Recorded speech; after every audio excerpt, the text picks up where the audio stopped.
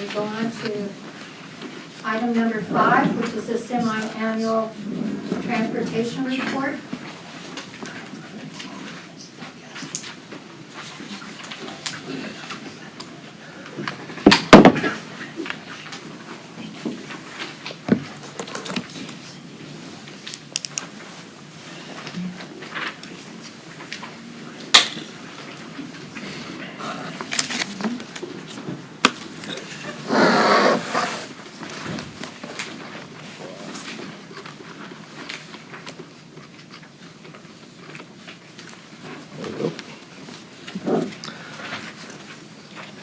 Good evening, Vice Chair Johnson. It's me again, Commissioners, but I do have assistance on this one from Doug Bilsey, so it'll be a team effort here. We want to present the semi-annual transportation report that we've scheduled to go before City Council at the end of this month. A past minute motion was proposed to ask staff to report back twice per year on the progress of multimodal transportation work that our group is doing. This was made in March of 2018. Since then, I think we've presented a report twice to Council, and this will be the third. The focus of this particular report will be some more traffic calming, specifically an update of the traffic calming projects that we have. And also, Doug's going to talk about how the traffic signals work and a status update of the traffic signal program. Again, some repetitive information. Traffic calming, as you know by now, is a 3-phase process. I wanted to go over the completed traffic calming projects that we completed in 2018. Corinthia Street, Daisy Avenue, the upper portion of Cadencia Street, and also Harbor Drive. You can see that we measured critical speeds to be above the 32 mile per hour threshold, with the exception of Harbor Drive. But again, that was granted as an exemption into the program by the Traffic and Mobility Commission. This table also shows the proposed solutions that were implemented on each street, and all of these were comprised of a number of speed cushions. And then finally, after we implement traffic calming on any given street, we do after studies, and this shows the speeds that were measured on the streets afterwards. And for your information, we usually measure the speeds in between features and not directly at the features. Here's a graphical location of the 4 completed streets spread out through Carlsbad. Right now we have 10 streets that are currently in phase 2, of which earlier tonight we brought 3 of those streets. A listing of the critical speeds that were measured prior to consideration, and then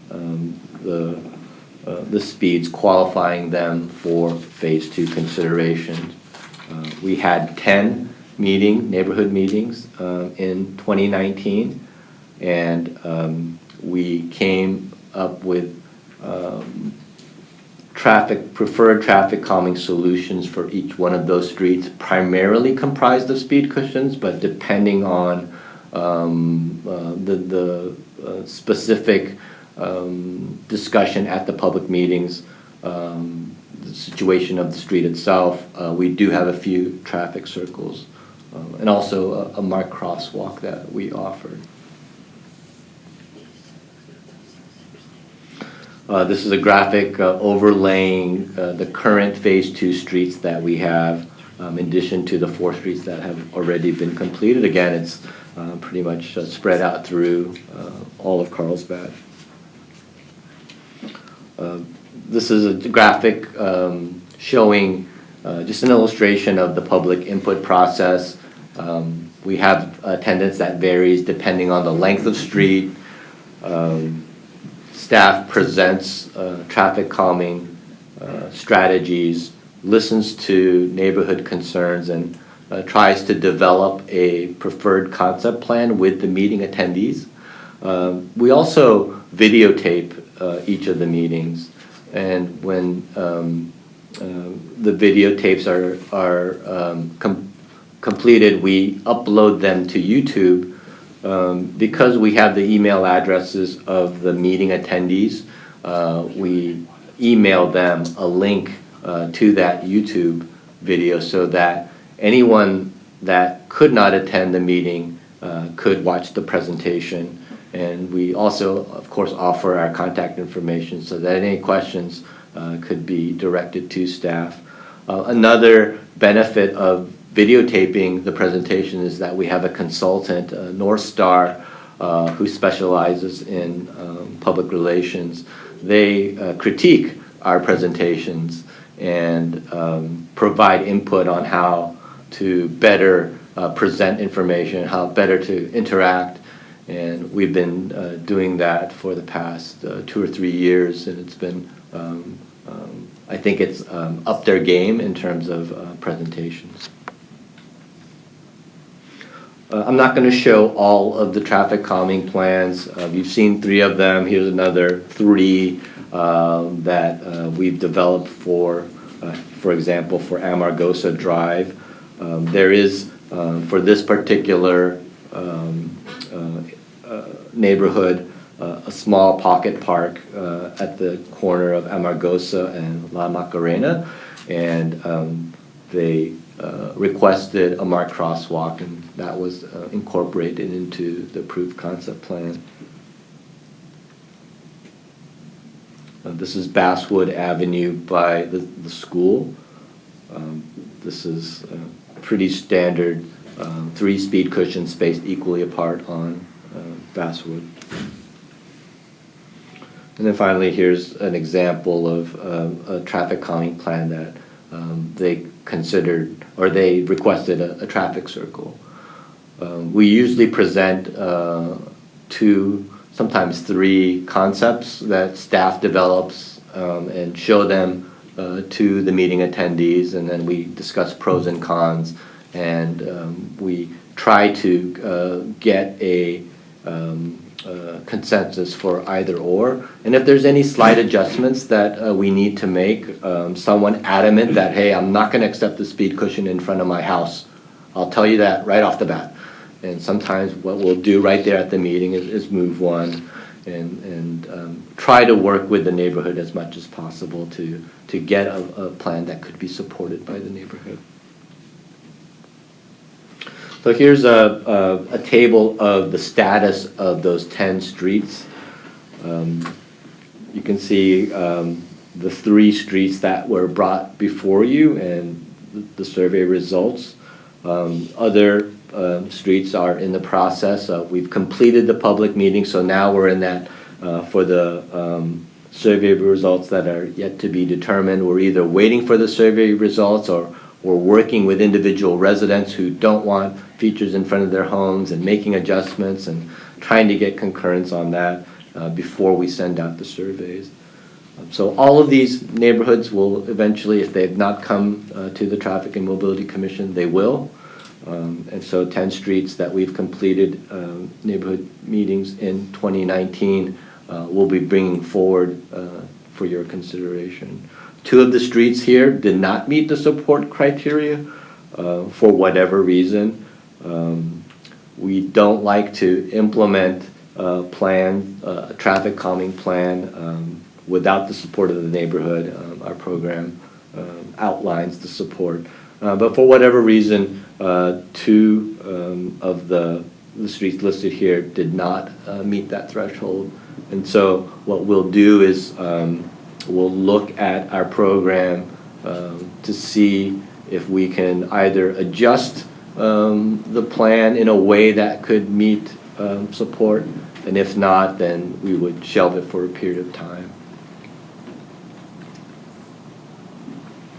In 2019, as we were conducting neighborhood results.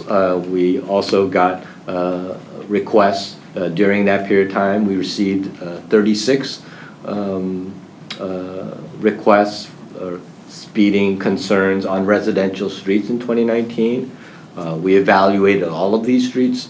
What we normally do is we notify the police department that we have speeding concerns, and then we put up speed feedback signs to educate drivers that if they may be speeding, and we use the speed feedback signs to collect speed data to determine what the critical speed is. Of the 36, 3 exceeded the 32 mile per hour threshold, and those will be evaluated for phase 2 in 2020. There's also, as a result of the poinsettia traffic analysis, we had a public meeting to present the findings and invited concerned residents. Based on that meeting and the recommendations found in the report, we're going to be proceeding with the phase 2 on Oriole Court and Mimosa Drive coming shortly. So for, in addition to the 10 streets that have completed the neighborhood meetings and have become proposed projects, we have these 4 streets that will be scheduling public meetings and embarking through the phase 2 process. And here's the last graphic showing all the streets, past, future, and present. I think I should make a quick note about non-residential streets, since usually people don't differentiate when they contact us. It's just speeding. And so for non-residential streets, as you've seen in the previous presentation, we treat those a little bit differently.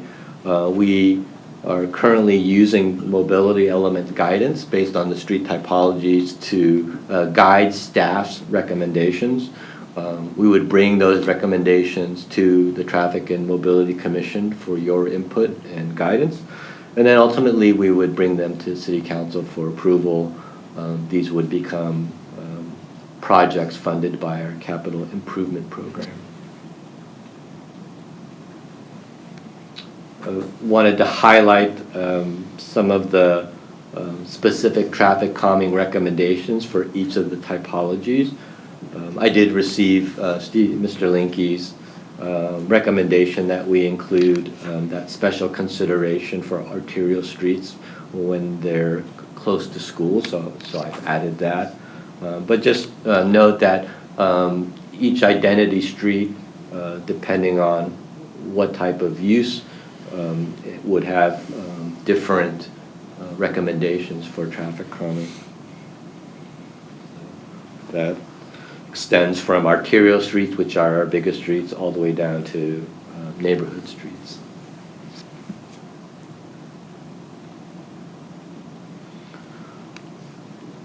Traffic calming on non-residential streets can be implemented in a number of different ways. One of them is private development.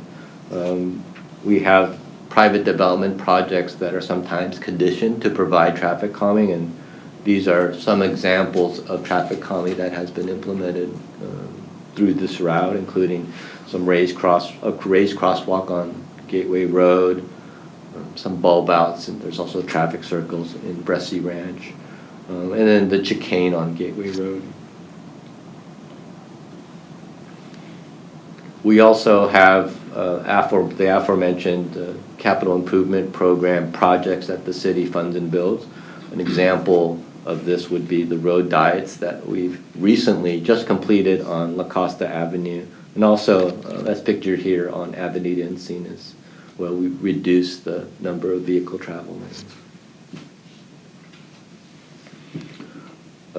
Speed feedback signs are another non-residential traffic calming feature that we implement via CIP projects. We recently completed a project that installed speed feedback signs on Jefferson Street, State Street, Tamarack Avenue on either side of Valley Street, Alicante Road, and El Fuerte Street. There's some proposed traffic calming in the works in current projects. Kelly Drive and Park Drive, there's a CIP project to provide some traffic calming on those streets. The presentation that was given earlier, these two would be proposed improvements that are going to be moved forward. Carlsbad Boulevard, the in-pavement flashing lights and curb extensions, and then the hybrid pedestrian signal and curb extensions on Tamarack Avenue and Valley Street. That concludes my portion. Now Doug's going to take over and talk about traffic signals. Mind if we switch? No, okay, thanks. Could you sit down? Thanks, John. For traffic signals, I think since for some of you, we really haven't gone over any of this, some of the commissioners, so I just wanted to do a quick, as much as I could, call a quick intro to traffic signals, and then we'll talk about the adaptive signals with some understanding on how they work. So for introduction to traffic signals, we're going to look at what are the options for serving traffic through an intersection, and then how traffic signals operate. So when we look at an intersection, we have conflicting movements, and you can kind of see here there's a right turn, a through, a left turn, and a pedestrian on each leg. So when you look at it all together, there's 16 conflicting movements for a typical intersection. We could do this option, which is pretty crazy, but I've seen a couple of different countries have just done a free-for-all, but in Carlsbad we have somewhat of a more structured evolution for traffic control at intersections.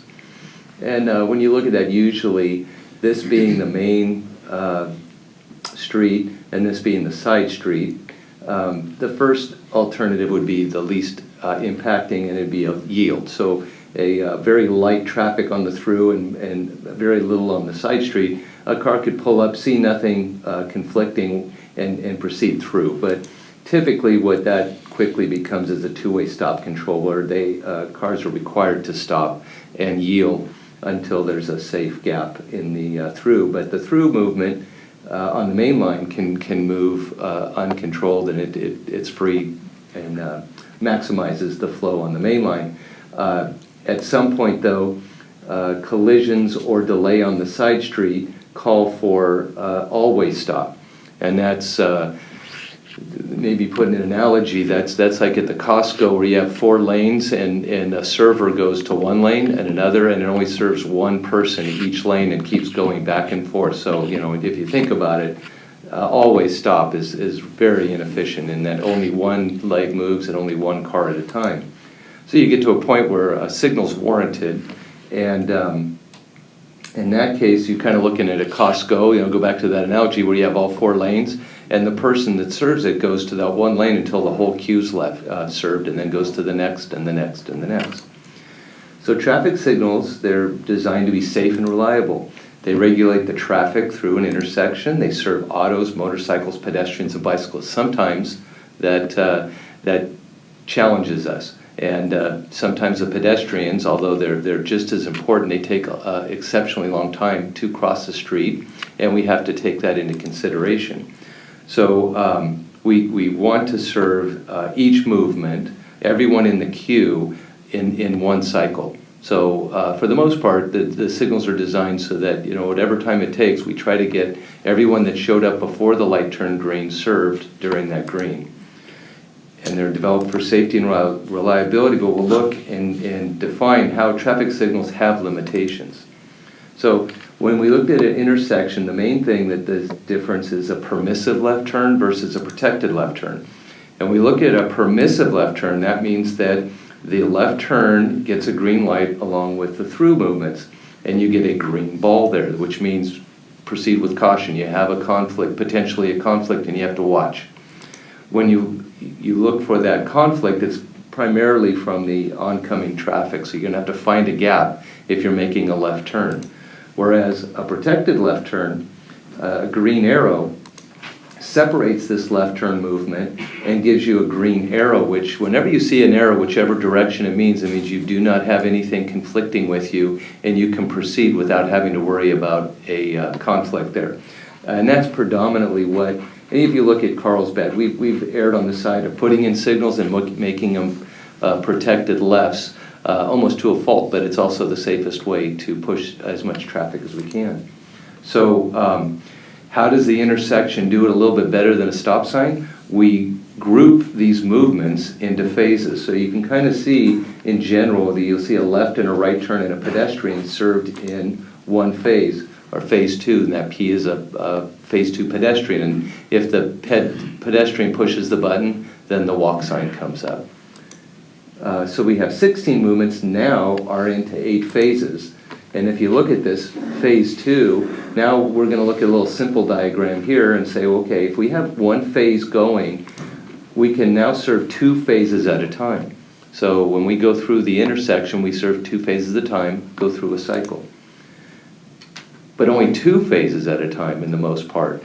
And so that means that 6 phases are not being served. So pretty much at best, you have a 25% efficiency. Like I said, you have that Costco line and you have a server, but they can only go to one line at a time and they serve that line and go to the next. Now when you look at startup, which means that the first 3 or 4 cars are going to need to take a little bit extra time before they get up to speed, and then you look at the yellow and all red, that takes away about 10% of the efficiency. So you're at about 22% efficiency at best when you look at a signal. Now let's walk through a cycle. I think almost everybody could see that typically, then we're still going to use this as the side street and this is the main street. The side street lefts typically go first, then sequentially the side street through goes, the main line left turns are served, and then finally the main line throughs are served. Now the more you go away from that, and the more you want to be smart and jump around and do things differently, the more unreliable it gets.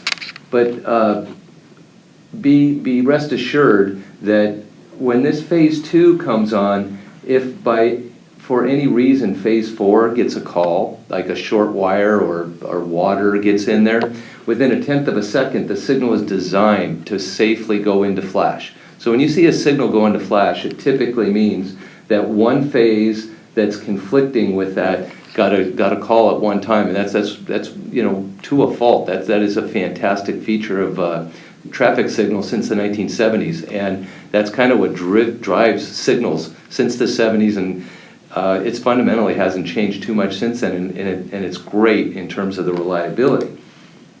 So when we talk about coordination, that's when most people start getting comments that why can't we coordinate the signals? And what that does is essentially we go through that sequence that I showed you, and if there's no cars there, it skips it. If there's fewer cars there, it can shorten the green. But when it finally gets to phase 2 and 6, the through movements on the main line, it just rests there. And it stays there until it gets to a cycle length. That's the only way we can coordinate. And it waits for a platoon. So a long platoon is needed really to justify coordination. Otherwise, the signal should be operating in free and independent of the other ones. In other words, it's a smart stop sign, so that it just goes one leg at a time and it looks at the queue and it kind of assumes that all the cars are going to stop, but only once. So signal coordination, what we try to do is get that main line so that they never even have to stop. And signals weren't designed in that. We're still struggling with that, but it can be done. Under the best of conditions, which usually happens in the peak commute hour, you have heavy traffic along the main line, you have consistent traffic on the side streets, and you have a clear travel pattern. You can see people coming from the residences to the freeway in the morning, and maybe from the freeway to the employment centers, and then the reverse pattern in the afternoon. The poor conditions are during the off-peak, and that's when we have inconsistent traffic. There's few intersections with heavy side streets, so you just have these jumps and valleys in terms of the traffic, and there's no clear travel pattern. Now at midnight, it's pretty easy to run them free because the main line is going to have all the traffic, so we don't even consider the coordination there, but it's really the off-peak, which is defined between the peak hours from, let's say 9 a.m. to 3 p.m. is when we have our challenge. So now, you all are signal experts. That's your background. And now let's go and talk a little bit about the Adaptive Signal CIP project. I'm going to give you an overview and look at phase 1 that's been completed, and we're going to review it and then look at what's going on with phase 2. So phase 1 started in July 2011, and it was completed in January 2018. We built the T&MC, the Traffic Management Center, and constructed a wireless network that linked all the signals to the T&MC. We upgraded the signal equipment, and we focused on improving peak hour traffic on 8 corridors.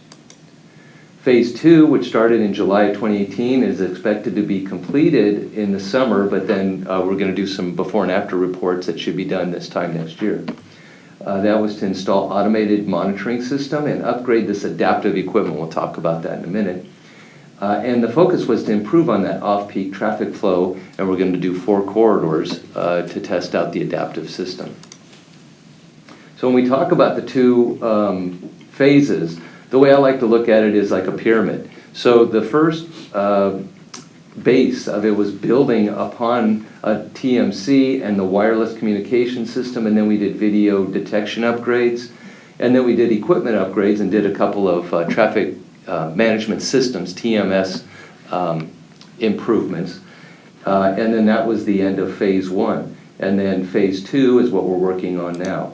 So when we look at phase 1, the benefits are more reliable traffic signal operations, better operations during the light traffic. You know, in the middle of the night, we have better optimal operations. There's a lower collision rates because we fixed our signal timing rates, mostly because the yellow time and all red times were revised. Reduced emergency response times. The signals are set up so that when a fire engine comes through, it can preempt the light, which means it can turn it automatically green. And we upgraded the system there, and that was at its service life. The signal operates longer during power outages because of our battery backup system. Improved bike detection and signals. The video detection is very good for detecting bicycles versus the loops that were there because the bikes aren't as metal. They're not perfect, but they're better than the detection systems that are loop-based. And we now have video feeds to the Emergency Operations Center, and that came in greatly valuable in the point set of fire. So we can set the signals and put them in emergency programs as needed. And we improved the peak hour traffic flow on the 8 corridors. Specifically, when we look at El Camino Real south of Palomar Airport Road, we got a 40% reduction in travel time in the morning and a 25% reduction in travel time on Palomar Airport Road. And in the afternoon, the improvements were 38% and 36%. And that was primarily, that's a great improvement, and that was primarily because the clocks, when they weren't talking to the traffic management center, they were drifting and off kilter. So just getting the clocks synced just was a tremendous help. So that was kind of like shooting fish in a barrel. I mean, that was really a big improvement, and it was easy to accomplish, and the accomplishments were significant. Another way to look at the benefits is there's a national coalition that created this report card. It's a self-reporting report card, but you do have check marks that you give, and it guides you on what grade you give yourself. And before the phase 1 was started, you can see here that our overall grade was a D+, and that pretty much matched the national average. The national average was a D and a D+. So we were right in line with that. And after phase 1, we generally improved from a D+ student to a B- student. For some of you that are straight A students, you know, that may not be acceptable, and that's why we have a phase 2, but it's an excellent improvement. One thing we noticed, you know, you'll note that the C-, you know, I call it unacceptable. The C- was mostly because the off-peak needs adaptive operations. That was the main thing that kept our grade low on that. And then the traffic and monitoring, we needed an automated way to monitor traffic. Otherwise, you put a bunch of interns or summer help out there in one day, and they count all the cars for that one day, and you have a spot check on one day. And so you really can't monitor throughout the year. So we got some lower scores there, and that's what we designed. Phase two is going to address all of these, but specifically these two are going to be focused. So when we look at their pyramid, we have the base of the pyramid set, and we were ready to start phase two, and we thought we could just pile these up on top of each other. So in the first phase, each one of these were kind of independent, even though they were connected, and we made sure that the equipment worked with each other. We could do them independently, parallel, one after the other. It really didn't matter. When we started with phase two, we realized that these last three parts were very much interrelated, and we couldn't really start one without deciding the other. So we put them, all three of them, in a package. And the vendor that we chose was highly correlated with all three of these aspects.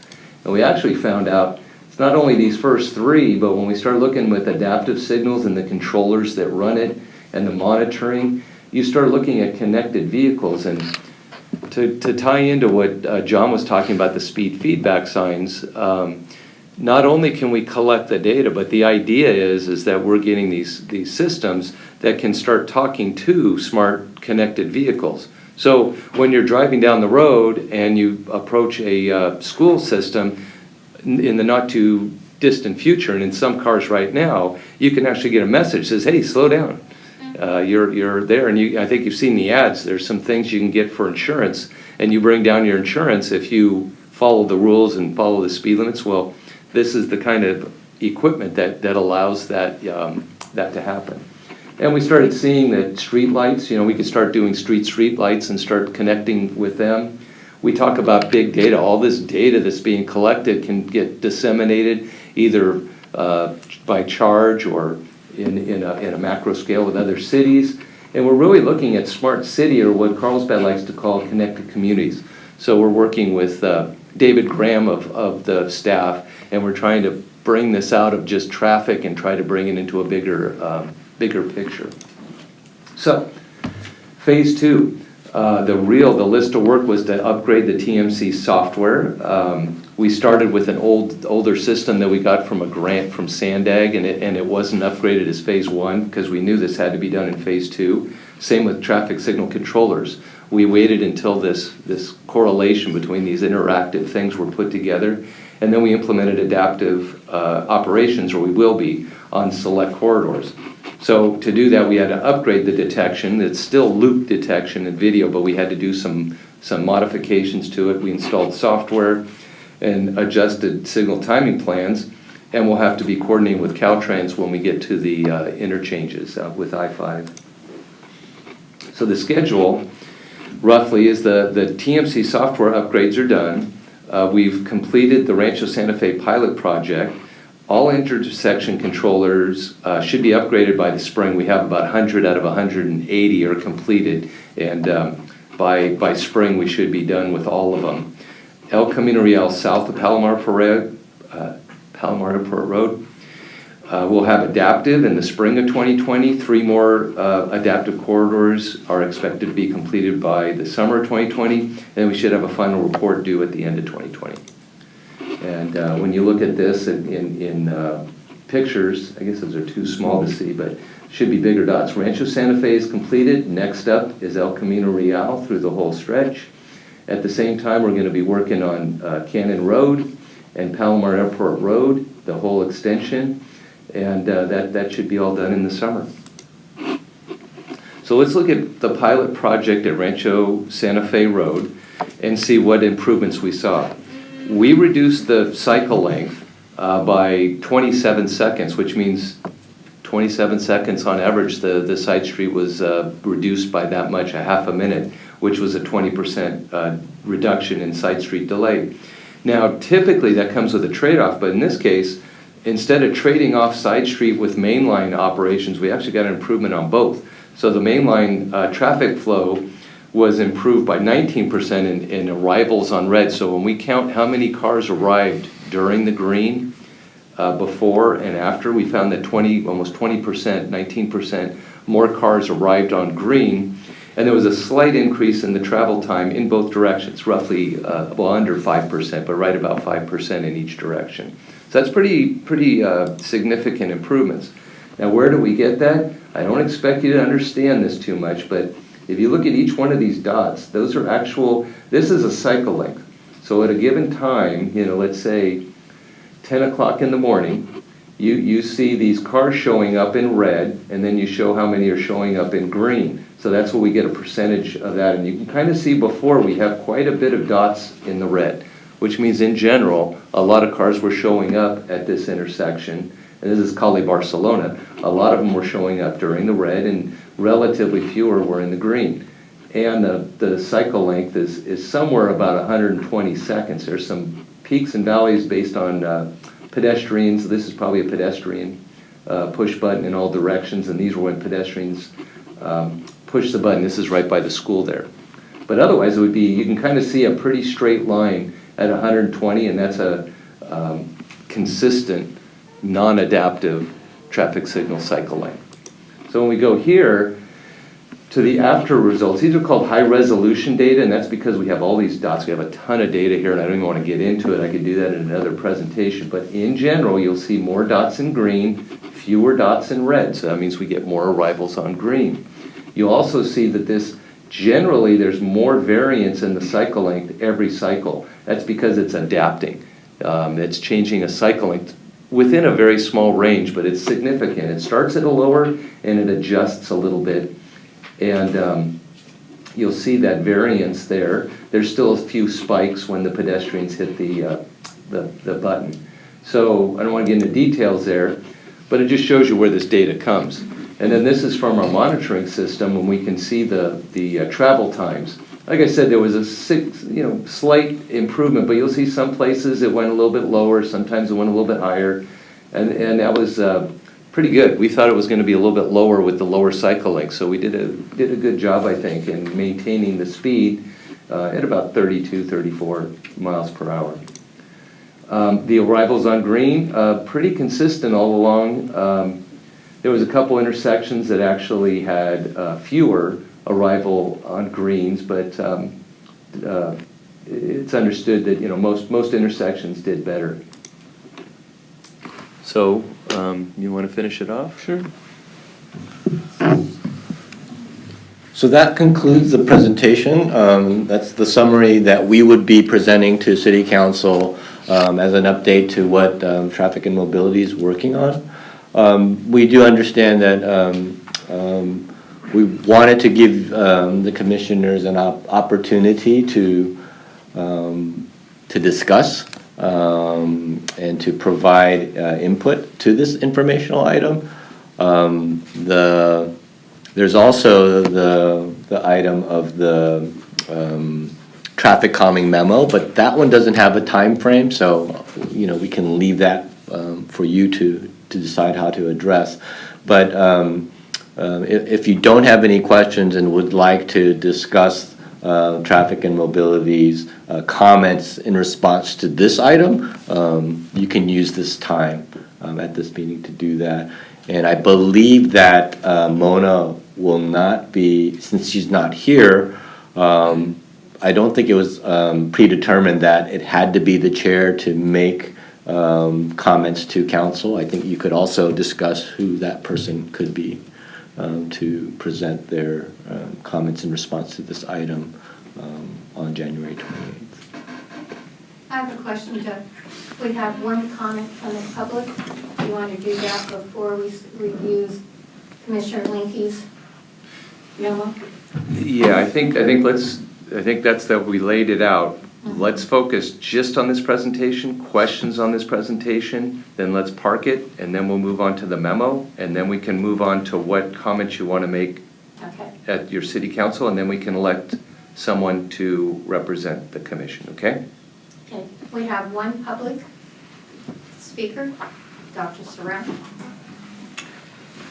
Thank you, Madam Vice Chair. I really wasn't planning to make the second presentation, but since Doug, my friend for over 11 years, made the presentation, we talked, I thought maybe it's appropriate to just say something. We live in a role model city. We came from the East Coast, and we chose Carlsbad because it's the best city in the country. I met with Mayor Bud Lewis, and this is way before Mayor Hall. Doug and I get into a city car, have a cup of coffee, we each buy our own coffee, so there's no conflict of interest. I'm going to make this casual. I have made a presentation. I'm like an observer. He gives himself a grade A, B, C. I give him a different grade. Actually, I'm a professor, so I have a different grade for it. So the council, city council appreciates, especially Mayor Hall, when I go to them once, twice a year. I have worked with Doc. He was left short-handed for many years. Mrs. Sabarian came and left. Now I'm happy to see Tom. I know everyone. And sorry, in parentheses, before I continue this, I forgot to really acknowledge one person. That's Lindy Fan, a bright young engineer addition to our city hall. And I thank John Kim, who hired her. So the credit goes to city management. She is responsive. I mean, don't let her go anywhere. Like give her also a 10% raise if you can. We're going to make this at the end a little casual. I'm proud resident, but I'm very critical. I'm a perfectionist. Actually, my profession is nuclear scientist, and we become perfectionists by nature. At times, I would give a grade of DD minus to the traffic system. This is a long time ago, before adoptive. Doug and I got into his car on August 23rd, and we drove around Rancho Santa Fe to do the test ride. At my request and at his invitation, Ed, I forget his last name, he was kind to drive us around. I'm just giving you a feedback that if you wish, I'd be more than happy to come and make a presentation, 3 minutes, 2 minutes. I usually have a 3-page printed report to the council, and it becomes part of the city records. And some are good, some are not good, but I don't please anyone. I just say as I see it. The overall grade of our city is like that old commercial I tell Doc, and I have a lot of respect for Doc. He doesn't get the credit that he deserves often, but that's not my issue. What is the beef? We've spent $4.2 million from 2011 to 2018. Cameras, whatnot, they work. But the grade is nowhere close to A, B, B minus even. It works. The left turn 4-second algorithm that Doug and I talked to him, I share my knowledge with the city traffic management. I'm not an employee. I just care for my city. We've spent $4.2 million of your money, tax dollars. Where is the beef? Then I was at a council meeting with Mayor Hall. Elaine Lukey was there, I know her. I'll be meeting with her and Paz and others on January 22nd before going to the council. I didn't know that the commission, TSC I call you guys, are interested in traffic reports. Usually Doc goes to the council and I go there to give my report. So the adaptive system, well, the test run didn't work. I'm not going to give you the grade that he gave himself, but I've never heard that when I teach at UCSD that the student grades himself, the professor grades. How can we grade ourselves? How can you folks who work as a gentleman resident, Bill Fowler, whom I know well, can grade the city, but not as the commissioner? That's conflict of interest. So he can grade himself all he wants, or John, but I have a different grade and I feed back to the city council. Anyways, having said this, other cities, Encinitas, Oceanside, are jealous of us. I have driven day and night and weekend on our street, every darn street, and I have pages of report, red, red, green. Doc promised me 7, 8 years ago, after Mayor Hall became the mayor, that when I drive from El Camino, starting with La Casa Avenue, driving on El Camino Real to Highway 78, that I get 70% green light. Now, why do I care, Madame, for green light? It's CO2 emission, which is not really on this golden criteria. We used to emit 100,000 pounds of CO2 per day in this city. It's a big report. You can review it as part of the records. However, give me about 20 more seconds. However, We've reduced that. The goal of traffic synchronization signals is not for you to get home early. It's for you not to stop at the red light at Cassia and emit 100 grams of CO2 per minute on the average. See what's happening in Australia, see what's happening in our country. Madame, this is more than just you getting home or traffic light or adaptive and all these acronyms. Where is the beef? Now, Doug is going to spend a total. That was nice. He saved $1 million from the previous project, plus 2.5, so he has $3.5 million. It's public information to spend on the adopted.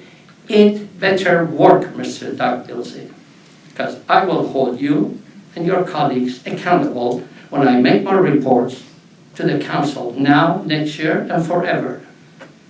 I respect everyone. I want the system to improve even more. We are not there, Madam Vice President, Madam Vice Chair, we are not there. But they have limited budget. Lindy, we need 10 more Lindy and then 3 more Doug Bilzek. Could you hire him? Thank you for the time. If you so wish, I will be happy to come with Doug every 6 months. I didn't know this. And make a presentation and give him a different or a better grade. But I can't agree with him that it is not there. We are way off from getting to where we should be because we've spent $4.2 or $5 million. It's a lot of money for a small city like us. Thank you for the extra time. I really appreciate it. And again, I thank the staff. I'm here to assist them, to help them as a loyal resident. Thank you for your comments. So with that, Well, maybe if I could enlighten you, Okay. one point I didn't point, but we got to the money. It's important to show that the signals as a whole is a $30 million asset. So it's about a $30 million investment. So when you just look at 10% a year, you're looking at $3 million a year just to maintain, and keep the equipment up. So a lot of the project we did, especially phase 1, was just bringing the equipment up to par. So you have to look at the improvement as what if we hadn't done it. So if we hadn't done that, we would have had a lot of signals going on flash, we would have had a lot of breakdowns. So a lot of the money spent to date was on just getting the equipment and even that peak hour when I told you the clocks were all working, it was just simply getting the clocks working that was the main benefit. So that's part of it, this next phase, and you can see on Rancho Santa Fe, we will have a lot better data because we're collecting it. We will be able to show you what the improvements are, and that relates to reduced delay is in better CO2 or reduced CO2, and there's a lot of correlation to that. So a lot of data, but I just don't think at this point we want to get deep into the data, but I can come back and expect to do another one just on adaptive. before we go into Commissioner Linke's memo, is there any comments or questions about the presentation? Yeah, I have a couple of questions. Please. I think the first one, well, great presentation.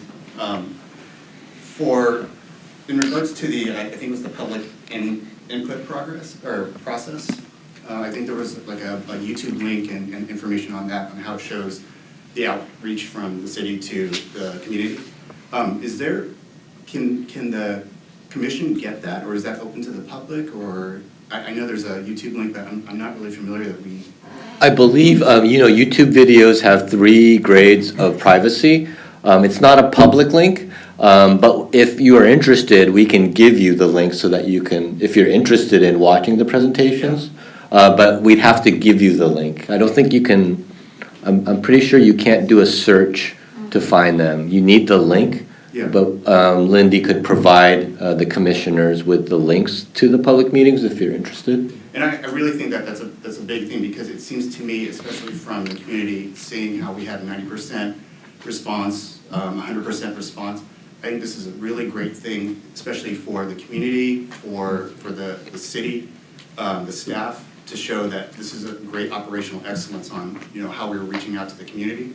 But also too, I think it will also help with the commission on trying to understand the different sections and kind of help prep ourselves and to understand what the community is is voicing what is out there in the, on the streets. Okay, we'll do that. Second question that I have was in regards to Mr. Vilsae, I think it was the 3 future corridor studies. I think there was a map, yeah. So the question that I have on Cannon Road, marked as Bravo B, is there a reason why we're not extending that out to the corridor of ECR and Cannon Road? We intend, well, when we talk about adaptive has a lot of different flavors. And there's, you know, in my opinion, you know, so I'm going to put it under the umbrella of let's say, responsive, which is a little bit higher up. So we'll, the signals between Faraday and El Camino Real are pretty stretched out, so they're not really coordinated, but we'll get it what's called peer-to-peer, and they'll be talking directly with each other. So there'll be some effort there, but it won't be adapt is very there's a annual fee to it. Mm-hmm. So we're trying to see if there's a way we can be, let's say, responsive, which is, you know, the bigger umbrella. One way to be responsive is to be adaptive, and another one is peer-to-peer. And we think that we can do some of these other corridors peer-to-peer and not have to have an annual fee, because it does end up being pretty expensive to do adaptive. Okay.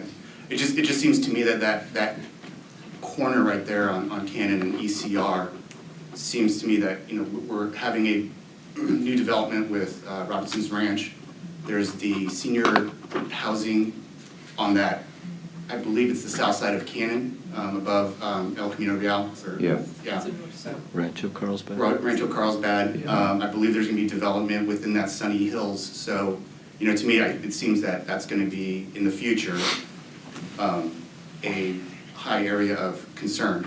And, you know, maybe looking in the future, we might have to adapt to understand what is going to happen with that traffic. Yeah, and that El Camino Real is coordinated for most of the day, and these tie into that coordination. But you're right, you know, it will, based on this project, we'll see if adaptive or peer-to-peer is better, but they will be responsive. Yeah. Thanks. And that's the equipment. So we put the equipment on every intersection that can be adaptive or peer-to-peer.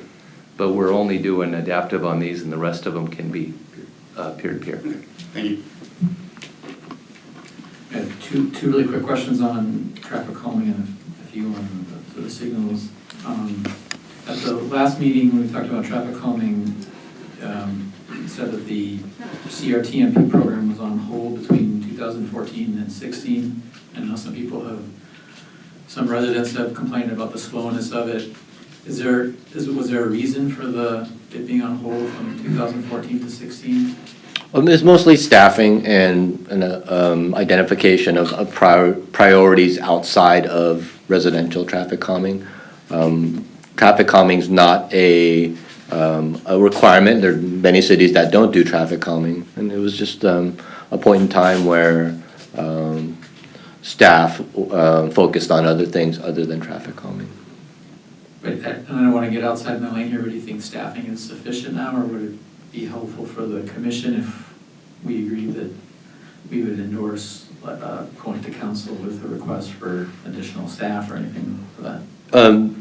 As city traffic engineer, I'll make a commitment to say that traffic calming is a very high priority, and that we have adequate resources and staff to address the traffic calming issues that come up as presented.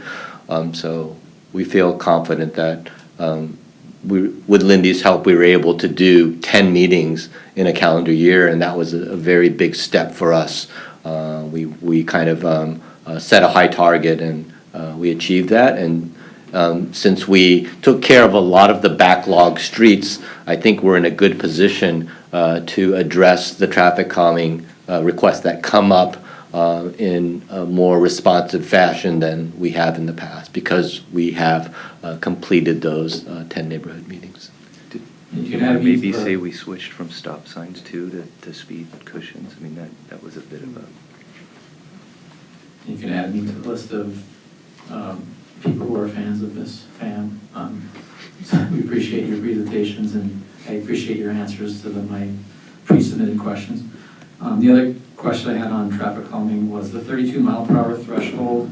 Is that some sort of industry standard, or like if the speed limit is 25 miles per hour, but you end up having, even the 32 mile per hour, it means 85% of the cars, I assume, are driving 32 miles per hour or less, but that could mean that 90% of the cars are driving between 28 and, or well over 25. Is that a... That was a number that was arrived at using A, engineering judgment, B, in consultation with our police department and their practices in terms of enforcement. They wouldn't necessarily consider 27 or 29 miles per hour to be significantly high enough to enforce. And then also with the consideration that in generally speaking, the streets that we're doing traffic calming are low volume, low collision types of streets. And so we felt that the 32 miles per hour was a good threshold to denote a significant amount of speeding in order for staff to expend capital resources to address. Okay, thanks. And then on the traffic signal program, one of the lower grades was related. The C+ was on traffic monitoring and data collection. Is there, and I pre-submitted some questions, is there a formal data quality assessment program?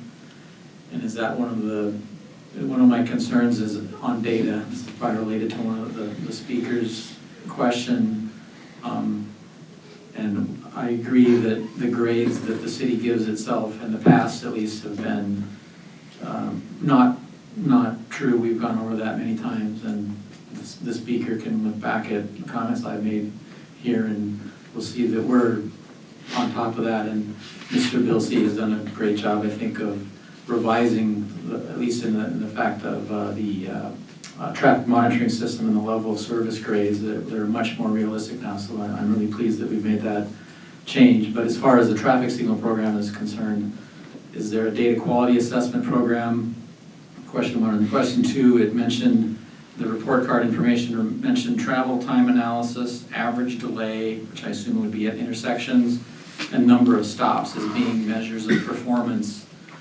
And I'm wondering, again, one, whether we have a data quality assessment program, and two, whether those types of analyses should be added into our monitoring program instead of just counting vehicles mid-block. Would it be useful to go back to looking at intersections and looking at travel times on major corridors? That's a loaded question. That's a lot of questions. That's a lot of question. Let me You can get back to this in the future too. It's a lot of questions. We have a lot of work to do. Yeah, no, I think what it is I wanted to get a couple things. So right here, a report card is about a program. So it's not how performance is going, it's how the program's going. Do you have adaptive signals operating? Have you updated your green times and yellow times and all reds to meet the standards? They're really checklists. You did it or you didn't. Do all of your signals communicate to a central system? So it's not like a level of service where you go and measure things. You have a check mark on that. And this is just I think it's a good assessment to say, after phase one, we weren't done. And when I come back, after phase two, we'll take a look at the grading, but it's actually you send in all these check marks, and then the coalition gives you back your grade. But you're the one that actually checks the marks, and I could show you what we checked off and what we will check off, and I think we can all agree on that. But these grades are somewhat arbitrary. I don't think anyone's going to have straight A's on these. It were pretty incredible to have an A, but I think we can get a lot of A minuses, a few A's. Then in terms of performance, our industry is somewhat handcuffed by this level of service idea that you have a standard, level of service, whatever, a D, and that we've set that standard and we're kind of stuck on that. when we start looking at these new ways to monitor it, the hard part is, you know, is this meet a standard? There is no standard for this picture, and there is no standard for what's a good arrival on green or a standard to meet. So where we're kind of going in the industry is in new ways to measure performance, but there isn't this simple level of service standard. So we're kind of handcuffed by always wanting the level of service, but that level of service is becoming less and less relevant because that kind of just shows you as your volume increases, your pipe's getting full. But this is kind of showing you how well of a job. So you can always do a very good before and after with these, and you'll see with this data, I can always show, okay, what if I were to run the signals free at a certain time? Well, I could do a before and an after, look at a graph like this and say, well, that's justified, or that's better, but there is no standard. So this is a high resolution data. This is constantly being collected. I think we can still do the level of service and do the intersection, but that's kind of just showing you how close to capacity your pipe is. And every year volume increases and there's nothing we can do about that. But we can do better, you know, for wherever we are, we can kind of play around and see if an idea is justified or not. Before we'd have to kind of look at it and say, oh, it makes sense, let's give it a shot. And we would try signal parameters, but now we have the high resolution data to back it up. Does that somewhat answer your question? Somewhat. So one last question on the table you had showing the improvement. So I'd be interested to know briefly the methodology, like the number you.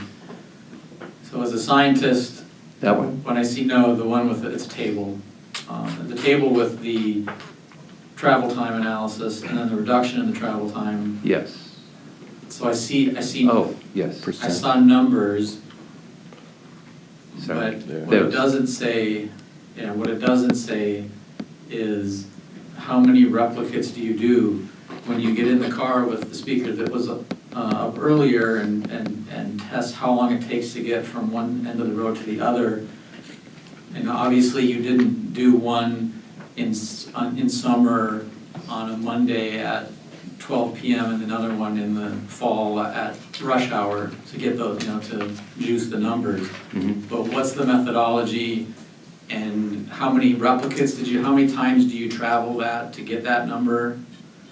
And show statistical significance that this alleged 40% reduction is real. Yeah, that was a spot check. So that was before our monitoring system. So remember you pointed that out in your letters. We had a C+ on monitoring because it was jump in the car, drive it a couple times in one day, and download the data. And then a year later, about the same time a year, do the same thing. That's not as good. Now we have monitoring units on the road. And we can do the monitoring 24/7, 365. So we can compare any 2 days, any 2 hours, any time. And it's a good sampling of every car, as opposed to one person driving one car.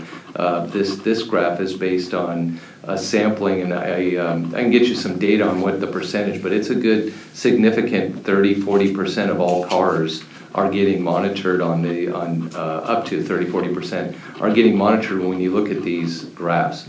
So it's very significant in terms of stable data. It's a good sampling as opposed to us doing one, and we can pick any 2 days. So what we actually did here was when we did the before and after in ours, we actually did an after and then a before. So it took us a few months to get everything adaptive, and then after it was adaptive, we went back and ran it unadaptive, and we did the comparison like within a week of, so we're very close to same people, same time, and everything, and it was based on this. So the data on phase 2 on Rancho Santa Fe, we're very comfortable with the statistics on that. We think it's a much more realistic approach.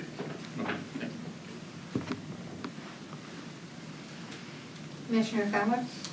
Yeah, I have a question, just a quick question. I was interested in the traffic pillows and the effect on average speed, which is about 5 or 6 miles per hour, that seems something along that line. I can't quite draw any conclusion from that, except to note that if I get hit by a car at my age, going 35, I have about a 55% chance of dying. At 30 miles an hour, which is about where you slow down to, it goes down to about 28% chance of dying, and things like that. But that may not tell the whole story. And I'm wondering, is there any standards for this was a success? Are there any standards to say we should take them out because not only do they not help, but they hurt for, I'm just speculating about it. But, so what would you consider to be a success? Like the community saying, yeah, whatever, we love this because it does seem like it slows it down, or what? Yes, we would consider success a measured speed that would be below the threshold of 32 miles per hour for one, and then also the residents being satisfied that their concerns are being addressed. Again, these streets are largely low volume, zero collision types of streets, so we really aren't looking at measuring collisions because there are so few to begin with. And we look at this as a quality of life issue that's been expressed to us by the residents of Carlsbad. And so if residents are happy with the features and it meets that speed threshold, then we consider that a success. Commissioner Pensiers? Yeah, I had just a comment on that table as well, is that I noticed that after we completed these, we still ended up around 5 miles an hour over the maximum speed limit, with another 15% of the people going even faster than that.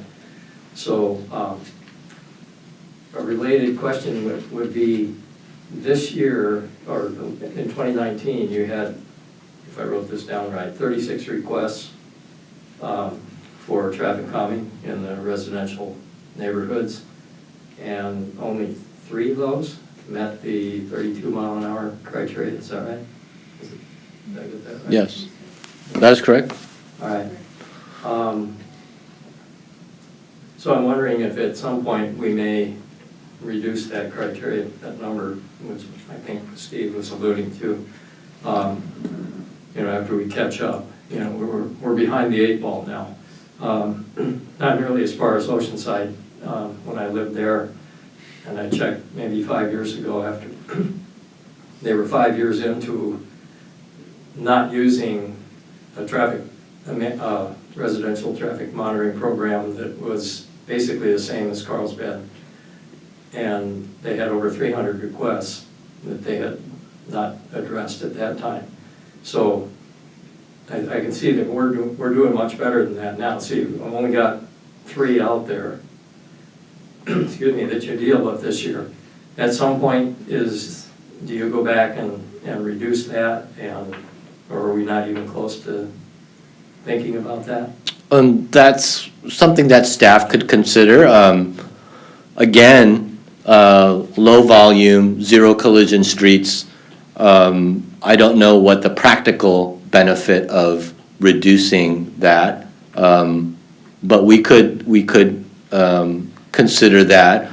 We are planning to bring back the traffic calming program to the Traffic and Mobility Commission to discuss revisions. That could be a topic that could be discussed. And I should clarify that when I say 3 of the 36 meet phase 2, any phone call that we receive is automatically qualified for phase 1. And so we don't do nothing for any of the streets that are contacted, that we are contacted by. Phase 1 involves things that we do, and there's no speed threshold requirement. All we need is a phone call to say, I'm concerned about speeds, and we implement phase 1. That includes coordinating with our police department, looking at speed limit signage, the deployment of the portable speed feedback signs. We don't just do it once, we put it on a rotation, so if people are still concerned, we put that on a list and then put them back when they're available. So we do address the speeding concerns on all the streets that we're contacted about. It's just that the 3 that we measured out of the 36 in 2018 met the phase 2 requirements. Thank you, good answer. And I see that we did exempt at least 2 of those. Yes, and that's always an option. Anyway, if the neighbors are not happy with the answer they get, they can Yes. come to us and ask for an exemption. Yes, and we supply every person that asks us about our traffic calming program, we give them a copy of the program so that they themselves can be aware of what the program states. I have some questions on the traffic signal presentation. One of the things that I had read in the past is that at a 4-way intersection with traffic lights, there are 32 conflict points. 16 movements, 32 or 36 conflict points. 32. 32. is the number Yeah, I 32, remember, yeah, versus 8 at a roundabout. correct. So the difference is between the 16 and the 32 is what? Well, you can have 2 different conflicts when you get through the intersection, basically. You can have a left turn can get hit by a through movement or a right turn movement. Oh, okay. So it sounds better to say 16. So there's 16 movements, but yeah, 13 conflict points, yeah. Okay. You mentioned the cost of $3 million a year for our, basically that includes the cost of the traffic lights and the operational costs as well, the power costs for operating, for electric. I'll be clear on that. When you look at how much it cost, well, you saw the request for a signal was 500,000 for the one signal. Yeah. 500 and some.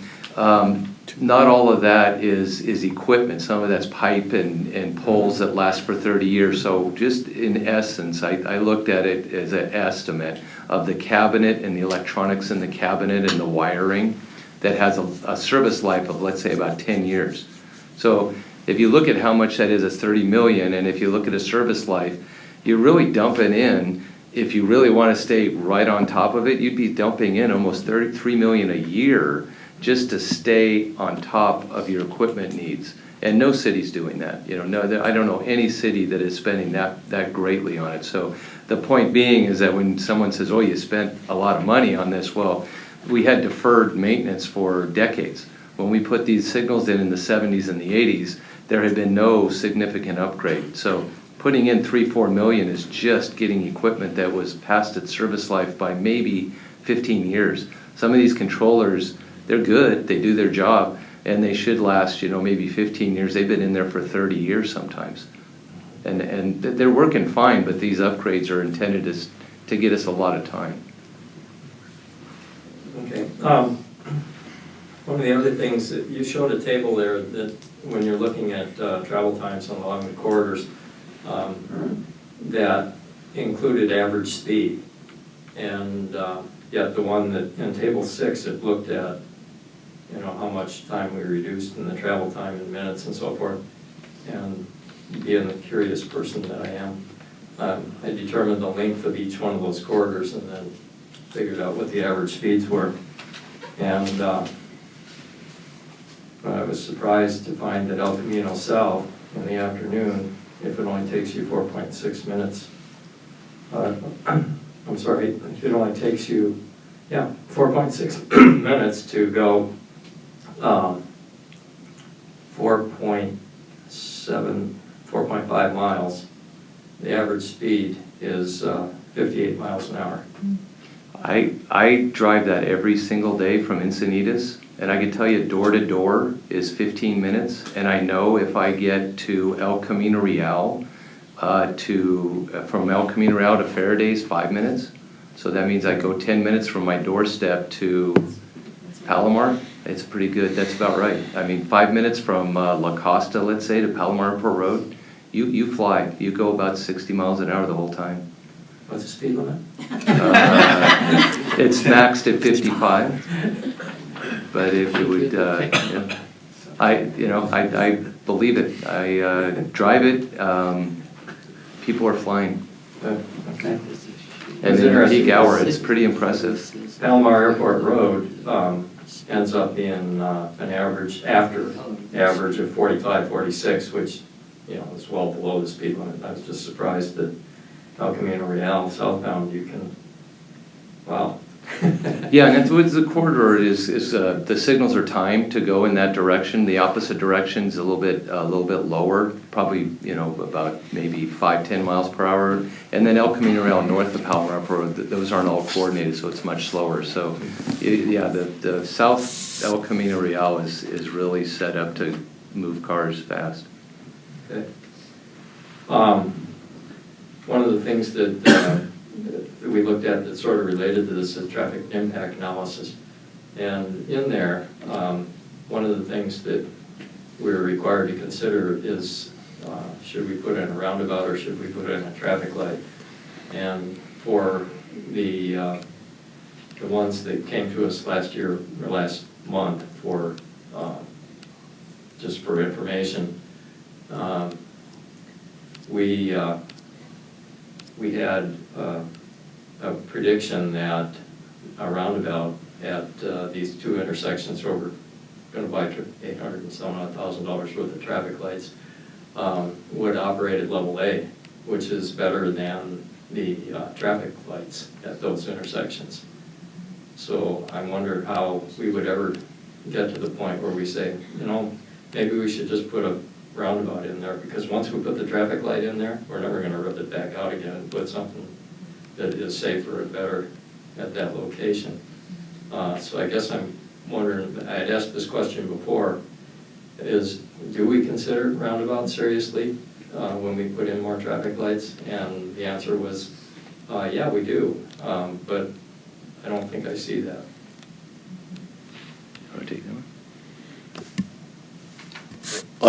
Is that a question or just an observation? Okay, that's a question. Do we seriously consider roundabouts before we go buy really expensive traffic lights that may not be as safe or work as well? I would say that we do. I think they're appropriate situations where you would consider a roundabout versus a traffic signal. And at least in my professional estimation, that consideration for Poinsettia Lane should have been when that project was approved. And by the time we did the Poinsettia traffic analysis, that was way beyond that point in time. It had already been decided that the project intersection was going to be a traffic signal and that the road was going to be built as a 4-lane arterial. So for me, that decision, by the time we did the Poinsettia traffic analysis, it was past that point where roundabouts would be a realistic option. I guess the point being, if it's not clear, if once you decide it's going to be maybe signals, you probably put in an extra lane. And once you have 2 lanes in each direction, it's really not realistic to put in the roundabout. Mm-hmm. So when you're going back in the 80s and 70s when a lot of these roads were built in Carlsbad. So the decision was to go 2 lanes in each direction. So after that point, we put in a 4th or a 5th or a 6th signal. You've already made your decision on the lane width. So you really have to get it at the very beginning when you're putting in a new lane, a new road. Yeah, and there are projects, you may be aware, that are proposing just what you said will never happen, is ripping out a traffic signal and putting in a roundabout. In our design transportation group's project for Terramar, they're proposing to do just that. Much harder once you've got this traffic signal in there. That's just a comment. Thank you. Anything else? No. So there are two things that I believe that the Traffic and Mobility Commission needs to consider. One is the semi-annual transportation report that staff will be making this presentation to council on January 28th. And there's also the memo that was requested specifically by council in response to the regional traffic calming presentation that we gave at the last Traffic and Mobility Commission meeting. Those aren't necessarily tied together, but those two things I think are worthy of your discussion, just to point out the two. Yes, I'm gonna jump here, and I believe Ellie circulated Commissioner Linke's draft memo. Right. It's on the other side. It's not for On the other side, and I don't know if you had a chance to read it, but having worked with Steve on a couple of drafts on it, I think it accurately reflects comments made by the public and the commission. And if you so desire, you can take a motion on that or use that as a basis for your comments. But the idea here is that, and I think Commissioner Linke would like or recommends, I don't want to speak for you, but if we are going to put that as part of our comments, that's why we're discussing it now and why we changed our agenda on Friday. So to make it part of the comments, you may wish to start with the draft memo, get past that, and then we'd like you to come up with some specific points to discuss at the semi-annual. Is that clear? If I could just add to that, so you may recall that the communications plan that you adopted, it included that the commission, either the chair or another representative of the commission, elected by the commission, would come and participate in staff's presentation of the semi-annual report. So as part of that, you will be developing talking points and adopting those tonight. And as part of those talking points, you could have this memo be part of that input in this item, or you could ask staff to bring that back as a future item. Comments? Yeah, my preference would be that we include the memo and not bring it back, just because staff presented a traffic calming presentation at that November meeting, city council meeting, where the city council asked us for our recommendation, and then we discussed it at our December meeting, and now staff is going to present another traffic calming presentation as part of the semi-annual report to the city council on January 28th. So it makes sense to me that our recommendations related to traffic calming would go to them at the same time, so that they could just address this now rather than waiting, a few months down the line to give them the traffic calming presentation again. I submitted the original version of this a week ago, but have been, I'll just say, in negotiations with staff to allow me to distribute it to you. Originally they did not want it to be distributed, but today allowed it, and so unfortunately we haven't had a lot of time to do it. The first part is just background. The second whole page is just information that I know that some city council members were curious about, and it's just a summary. The important part is the commission recommendations. And so the first 3 bullet points are related to a recommendation to formalize a protocol for non-residential traffic calming. And the second part is on the current CRTMP program, which is just residential streets.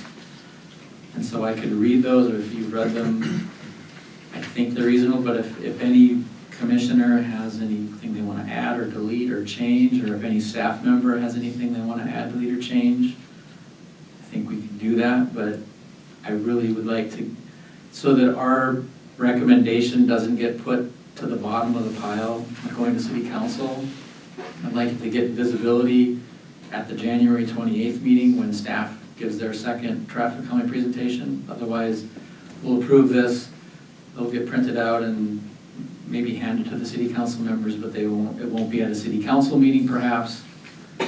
And it requests an action, so I'd like to do it that'd be my recommendation. I have a question on your last bullet under the residential neighborhood calming. Yeah. Thank you. On the last sentence, you said that next to last, based on state guidance, staff proposes removing stop signs from the program? Oh, on the second page, you mean, that's Yes. just part of the summary, yeah. Yeah. Is, That was something they presented to us at our last meeting. well, I do recommend, I do like the idea that we look at the residential calming plan.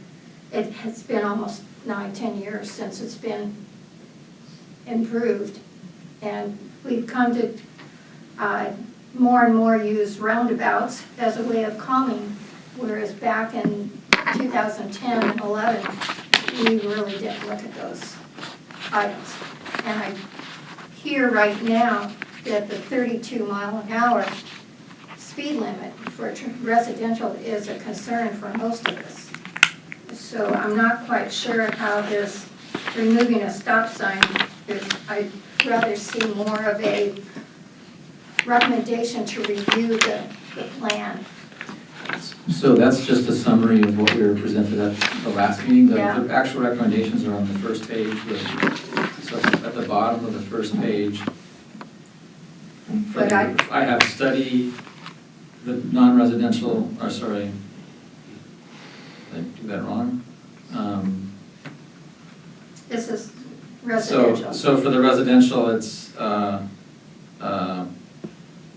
implementing, only the last bullet point is on residential CRTM program and website updates. So the CRTMP program updates would include the removal of the stop signs as suggested by staff, or just allowing staff to update the CRTM program. That's the only thing you want to see?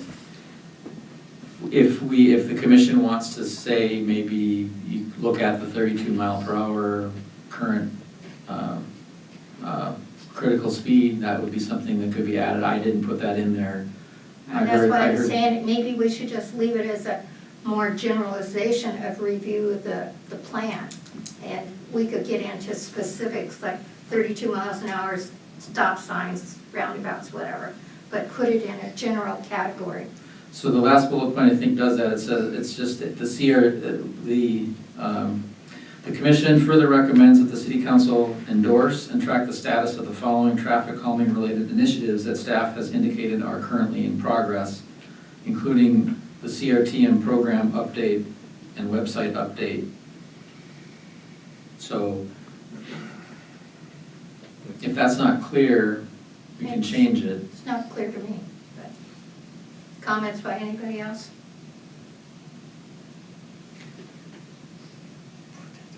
The intent of that is just to, staff made certain representations of what was going on as far as initiatives that are going on, and this was just to emphasize that we should follow up on those items. And one of them was updating the CRTMP program. I agree with updating it, but the proposal to take out the stop sign. Just to clarify, I think Mr. Linke was simply repeating what staff had mentioned that we were going to pursue. So it wasn't necessarily a Traffic and Mobility Commission recommendation to us. It was us reporting that one of the things that staff would like to do is propose removing stop signs. If that But makes sense. this is our recommendation. So that's part of the background information. So I would make it clear that that's background, or we can delete that. We can just delete that. I would delete it. Okay, that's fine with me. Delete what? The part where I say staff has recommended removing stop signs from the Right. CRTMP program. It's because they aren't an ideal solution to traffic calming. But if you think you would want consideration of stop signs, or you don't want to confuse the council. Well, I think that's staff's position to do that. But if this is our input, that's what I'm saying. I know you're repeating it, but to put it in as a recommendation are our viewpoints. So that part is, the recommendation part is only this part at the bottom of the first page. we could reorder it to make The sure bottom that of the it's first clear. page talks about non-residential, and then you go, Maybe if I could help a little bit, striking it doesn't seem to change anything, right?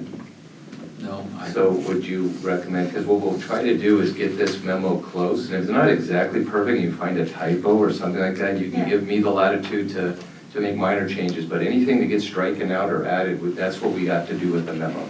So if there's a sentence such as that you'd like to strike, let's just strike it, and if that's I would agreeable. take out the based on state guidance, remove. So that's my comment. Okay, then see if, if that's agreeable. Anybody else?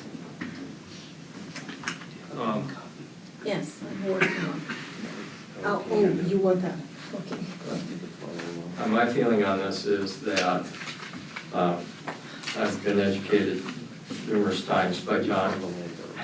No, I have. That stop signs are not traffic calming at all. And they weren't in the program initially. They weren't in Oceanside's program because they aren't traffic calming. And usually the only way they work their way in there is because they're cheap. For a few $100s you can put in stop signs, and anything else is more expensive than that. But they don't work. When you put in stop signs when they don't meet the warrants, they don't produce traffic calming. In fact, they produce road rage, and people just run them. So I just assume, I don't see why we can't leave that in there. And it is based on state guidance. Yeah, regardless of whether you strike it or leave it in, staff is planning to come back with a recommendation to Okay. remove stop signs, and we'll explain why. So just keep that in mind, that regardless of, you can strike it or not strike it, it's not going to change staff's position on that item at this point. Anyone else?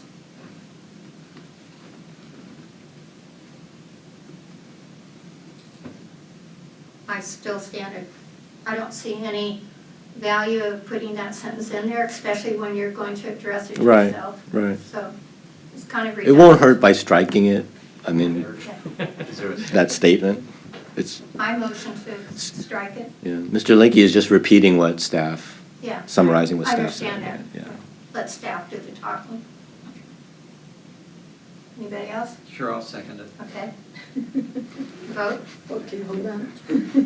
You guys went fast. Are we voting to Strike. Let's just try to finalize get- it with that single change? No, let's go one at a time on these major things, to either strike or Take to separate add. votes. Okay. And hopefully we'll get through this pretty quickly because we still have a bit to do. Yeah. So just on this one item, take out the reference to the stop sign. That's all for right now. So vote, please. Are we on? Not on yet. Oh, sorry.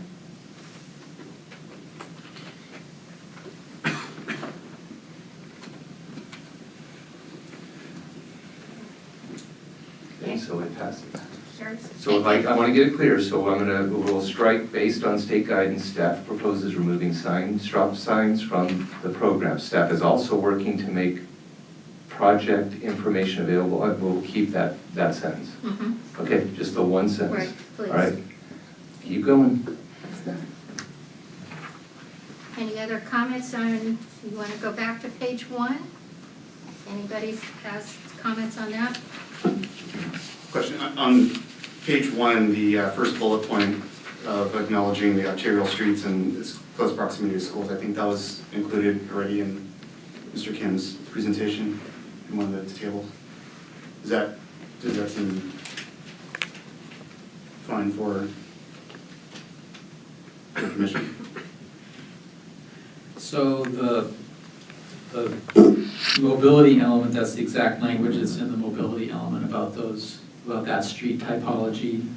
And the reason I wanted to include that is because I know that the council, I don't want to get into the politics here too much, but I know the city council has a wide range of views, and some of the council members are probably more inclined to do traffic calming than others, and some think that we want to keep traffic moving. So I wanted to have a balanced approach in our recommendation, where I acknowledge that some of the streets towards the top of Mr. Kim's list there are designed for more vehicles, so we acknowledge that traffic calming measures on those would be more limited.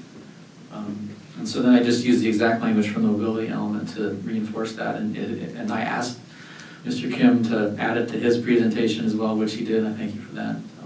So that was the rationale. If I could, remember you're tasked from the city council in essence to bring some independent viewpoints that would maybe guide staff. So supporting staff's recommendations is not a bad thing. You know, if there's something that staff said that you support, that helps staff make the case in case there's someone that doesn't. So that's kind of what you're supposed to be doing, is providing input on traffic calming, independent of staff. Does that help a little bit? So if there's any question and you really support it, keep it in there, and if it's something staff said, so much the better, I think. Yeah, I just don't want some council members to see, oh, it's traffic calming on non-residential streets, shut down, and not want to consider the rest of it. I want to take a balanced approach, so.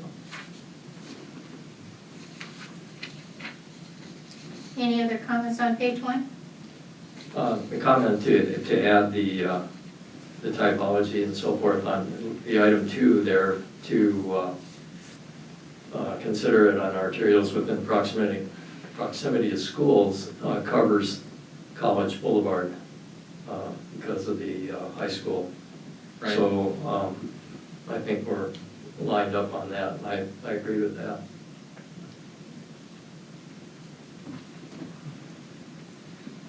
So I would move, if the rest of the commission is comfortable with it, I'd move that we forward this recommendation with the noted change, removal of that sentence to the city council. Do you want to go through page 2 at all? Does anybody have comments on that?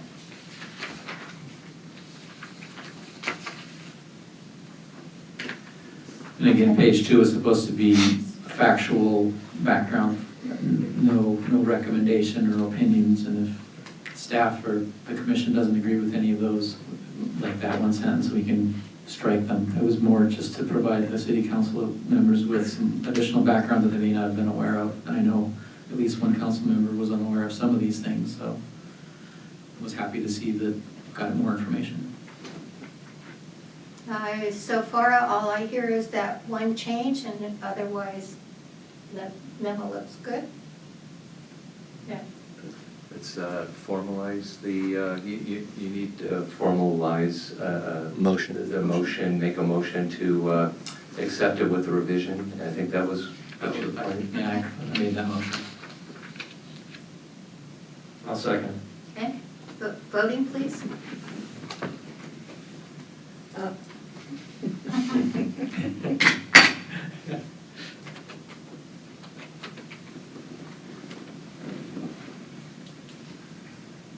The motion passes, so that's good, and you can kind of see that was the next step now is to discuss, but the next step is now, with that being something, you don't have to go into the specific recommendations, but one comment would probably be, hey, we did this memo, we're presenting it to council, we support everything in this memo. You don't have to have your representatives listed, but you can reference that. That would be a starting point. And is there anything else? You know, what other talking points would you like the representative to make? I think that's the next point of deliberation. Any recommendations? So this was another thing that when I saw the agenda packet and saw that staff was presenting their semi-annual report, our communications plan said that we were supposed to present at the same time, so I made a request that that's why there was the revision to the agenda to allow us to do that. I wasn't sure that we'd have the opportunity to do it tonight, so this again was a last minute decision today that we can present this, and I quickly wrote down 4 points. There are various things that we could do. We could ask for revisions to our work plan, which I don't think we're interested in doing because we have a very full work plan, but the other concerns can be expressed to the city council. And so in my correspondence that was distributed, I just put down 4 of them.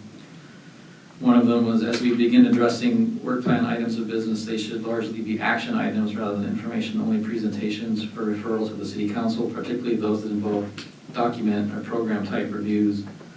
Second one was, ideally, the commission will be provided a rough timeline or at least a planned sequence of the items to be considered so that we can be prepared to address them. Third was, the commission should be given sufficient time to review and the opportunity to provide meaningful suggestions and other input on relevant portions of such items. And fourth and final, when the commission wishes to provide recommendations or express concerns to the city council that are separate from staff's, they should be relayed on an equal footing.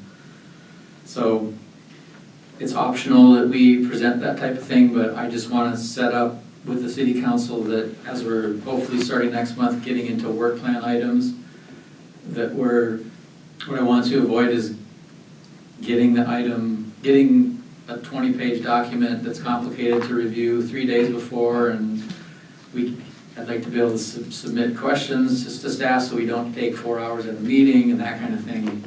Whether this is something that I just want to raise that issue with the council, and we could also just discuss it with staff as well, but these are the concerns that I've had and continue to have right up to this agenda coming out to us on Tuesday, that we weren't afforded the opportunity to do the memo and make our comments until a bunch of emails and meetings through the course of the week. So, Could I ask you to maybe go into a little bit of detail or clarify the 4th point? Our approach right now is that whatever's discussed here will be put in the minutes, and the minutes will be attached right with the staff report. So when you say equal footing, I don't believe, I don't know if it's clear enough, but that's what our intent was, and what we agreed to is that we will give the minutes or draft minutes as an attachment in a staff report. So they're both going at the same time? Is that what you kind of mean by equal, at the same time and at the same location, or did you want a parallel process? yeah, I mean, I had to throw this together pretty quickly in a 20-minute period this afternoon, so we can change the language, but basically the intent is that if we want to make a recommendation, like as an example, this traffic calming recommendation memorandum, that it be presented to the city council at a city council meeting rather than, printed out and put into their inbox. Or if staff is giving a semi-annual report, that we're not don't just be able to comment on staff's presentation, but that we can also, if we have concerns, express them separately, but at the same meeting, not at some non-public meeting, something that's on public record. That, I mean, it's hard to put that into words, and we could delete that one.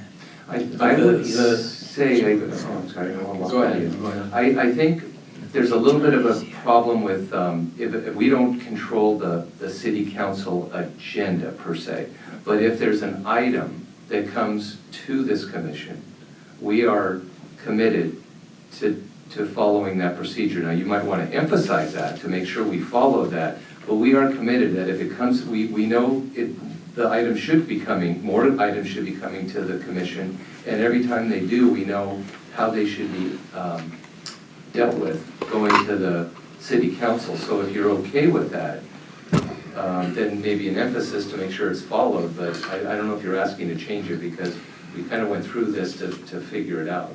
No, there's no change requested, just these are emphasizing Okay.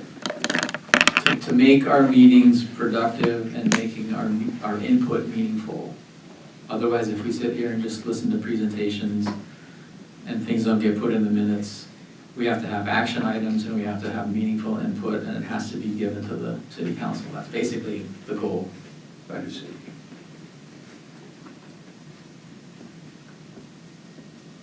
I have a question. Several months ago, you brought in a chart of some of the previous action items that we had had and the status.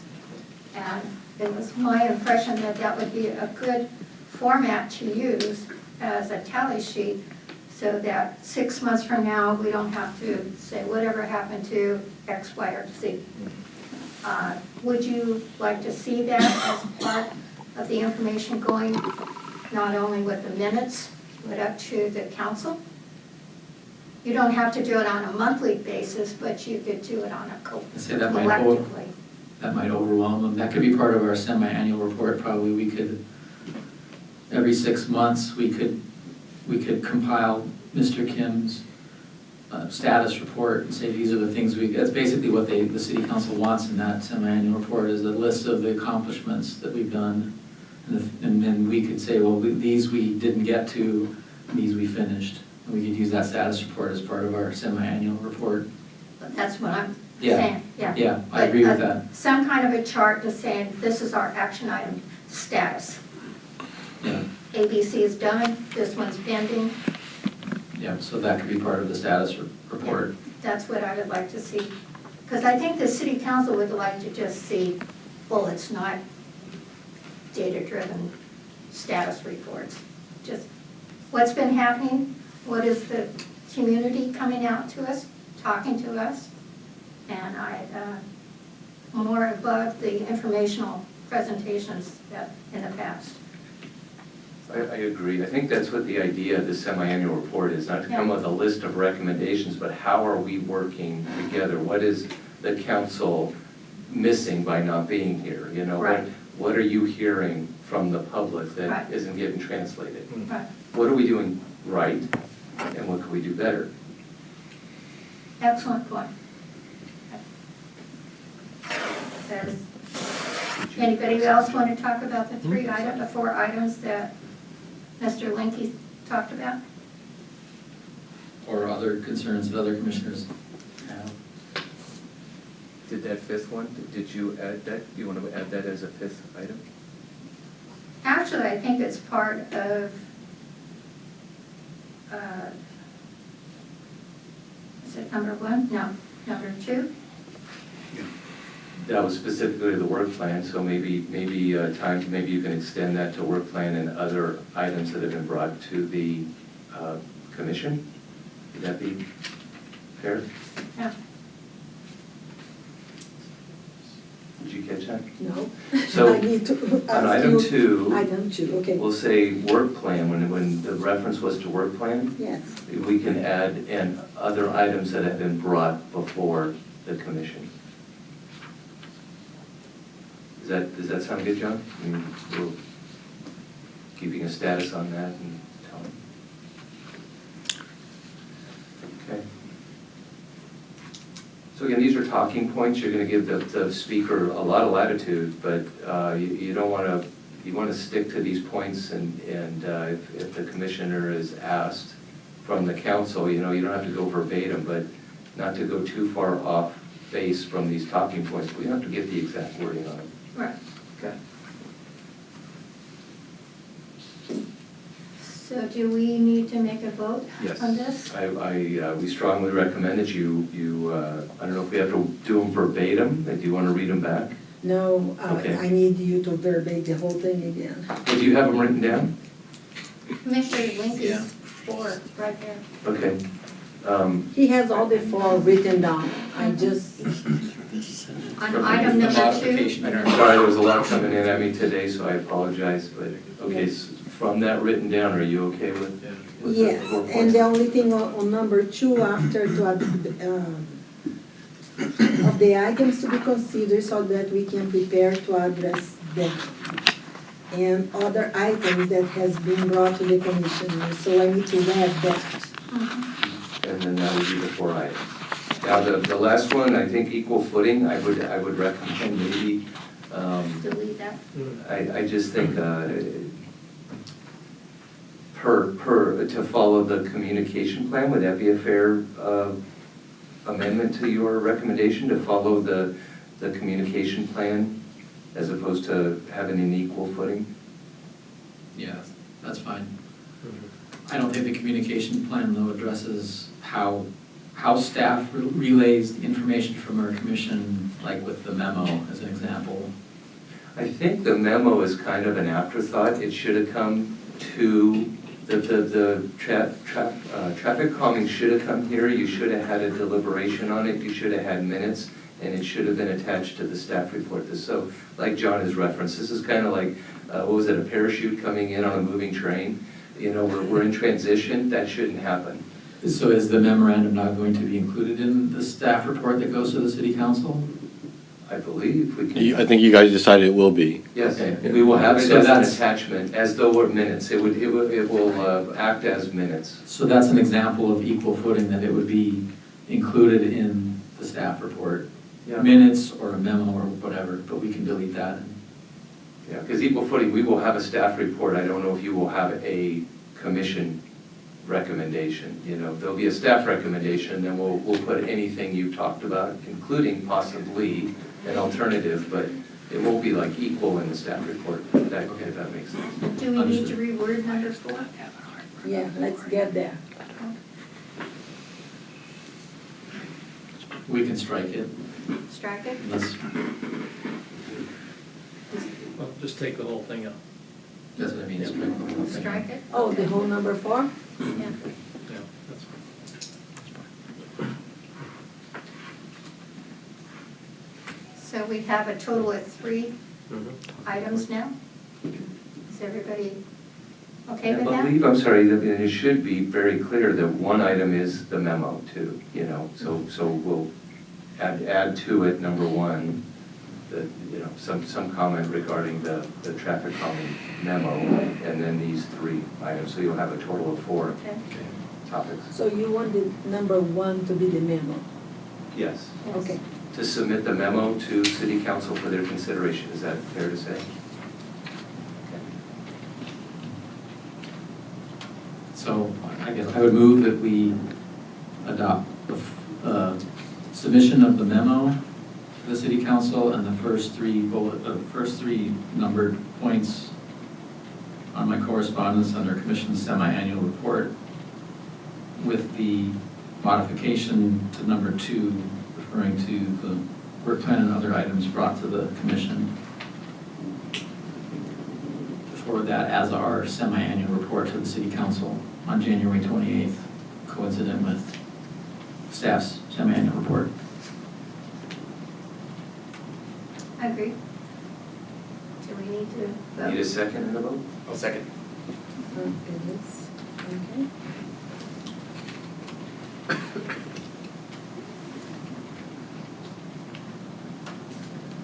Good. Very good. Now we need to elect somebody, A representative? a representative to talk to these points and be available for a Q&A if council members have those questions. I would think that Steve Linky, since he wrote the memo, and he's most advised and knowledgeable, he'd be the representative. Yeah, I vote that. Well, second and vote? That's a second. I recommend, somebody want to second I second. it? Okay? Looks like it's a go. Okay, hold on, let me. No. Do I have to abstain? No.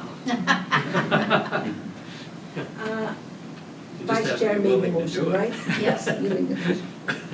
Yes. And Commissioner Perez second. Second. Right. Excellent.